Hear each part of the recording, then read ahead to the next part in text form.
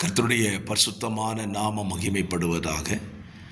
ஆசீர்வாதமான ஒரு நல்ல காலவேளையிலேயும் அனுதினமன்னா என்கிற வேத தியானத்தினால் உங்களை சந்திப்பதில் மிகுந்த சந்தோஷம். கிருபையாக ஒரு புதிய நாளை கூட கர்த்தர் நம்முடைய வாழ்க்கையிலே காண செய்திருக்கிறார். ஆண்டவருக்கு நாம் நன்றி பலி செலுத்துவோம். இந்த புதிய நாளிலேயும் நம்முடைய சிந்தைக்கான அதிகாரம் ஆதியாகமம் 42ஆம் அதிகாரம். 42ஆம் அதிகாரத்தில் 38 வசனங்கள் உள்ளடக்கி இருக்கிறது. இந்த அதிகாரத்தின் சுருக்கம் என்ன? யோசேப்பும் அவனுடைய சகோதரர்களும் ஒருவரை ஒருவர் சந்தித்து கொள்ளுகிற ஒரு அதிகாரமாய் இந்த அதிகாரம் காணப்படுகிறது. யோசேப்பு எகிப்தில் இருக்கிறான். கானான் தேசத்தில் உண்டான பஞ்சத்தின் நிமித்தம் இஸ்ரவேல் என்ற யாக்கோபால் அவனுடைய பிள்ளைகள் 10 பேர் எகிப்துக்கு அனுப்பி வைக்கப்படுகிறார்கள். அவர்கள் தானியம் கொள்ள வருகிற இடத்தில்தான் யோசேப்பு தன் சகோதரரை கண்டுபிடித்தான். ஆனால் அவனுடைய சகோதரர்களோ யோசேப்பை கண்டுபிடிக்கவில்லை. யோசேப்பு அவர்களை 3 நாட்கள் சிறையிலே வைத்து 3ஆவது நாளிலே அவர்களை விடுதலையாக்கி சொல்லுகிறான், நான் தேவனுக்கு பயப்படுகிறவன், ஆகையால் உங்கள் தகப்பனிடத்திற்கு ஆகாரம் கொண்டு போய்விட்டு உங்களுடைய இளைய சகோதரனையும் இங்கே அழைத்து கொண்டு வாருங்கள் என்று சொல்லி சிமியோனை அவர்கள் நிமித்தம் கட்டு வைக்கிறான். இப்படி அவர்கள் புறப்பட்டு போய் யாக்கோபனிடத்தில் தங்கள் காரியங்களை எல்லாம் சொல்லுகிறார்கள். யாக்கோபோ சிமியோனும் இல்லை,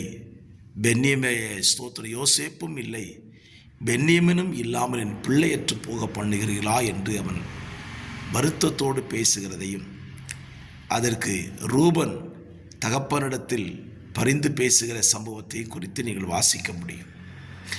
இந்த அதிகாரத்தில் தேவன் நம்மோடு பேச விரும்புவது என்ன?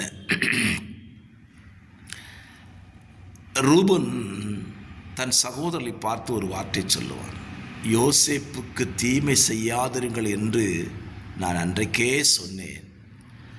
நாம் செய்த தீமை நம்மை இப்பொழுது தண்டிக்கிறது என்று சொல்லுவான்.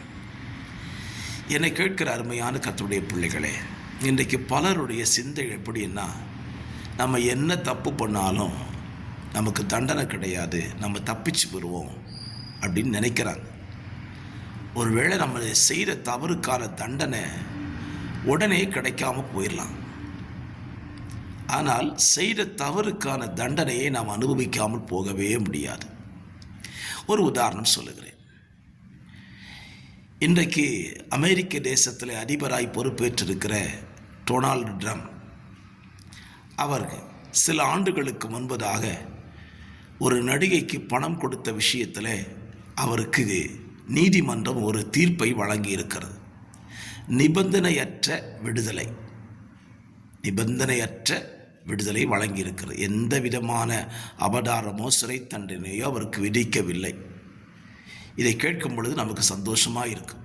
ஆனால் அதே நீதிமன்றம் ஒன்று சொல்லியிருக்கிறது, அவருக்கு எந்த தண்டனையுமே இல்லை என்று விடுவித்ததினாலே அவர் குற்றவாளி இல்லாமல் போவதில்லை, அவர் குற்றவாளிதான் என்று தீர்ப்பளித்திருக்கிறது. இதுதான் அவருக்கு தண்டனை.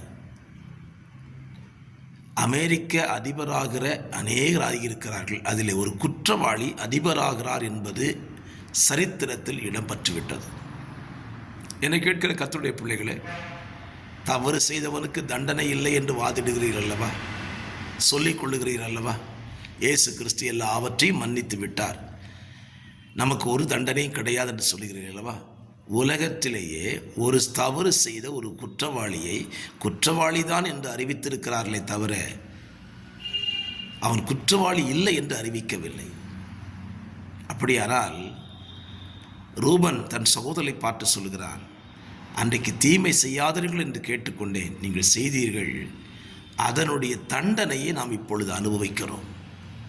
யோசேப்புக்கு செய்த துரோகத்தை நாம் இப்பொழுது சந்திக்கிறோம் என்று ரூபன் சொல்லுகிறான். ஆகவே என்னை கேட்கிற அருமையான கர்த்தருடைய பிள்ளைகளை, உங்கள் வாழ்க்கையில் நீங்களும் நானும் செய்கிற தவறுகளுக்கு தண்டனை உண்டு என்பதை மறந்து விடாமல் தவறு செய்யாமல் இருக்க பிரயாசப்படுவோம். யோசேப்பின் சகோதரர்கள் யோசேப்பை அங்கேயே உருவி குழியிலே போட்டு 20 வெள்ளிக்காசுக்கு விற்று தகப்பனிடத்தில் ஒரு மிருகம் கொன்றுவிட்டது என்று பொய் சொன்னார்கள் அல்லவா? அந்த தீமை இவர்களை இன்றைக்கு மாட்டி விடுது பாருங்க.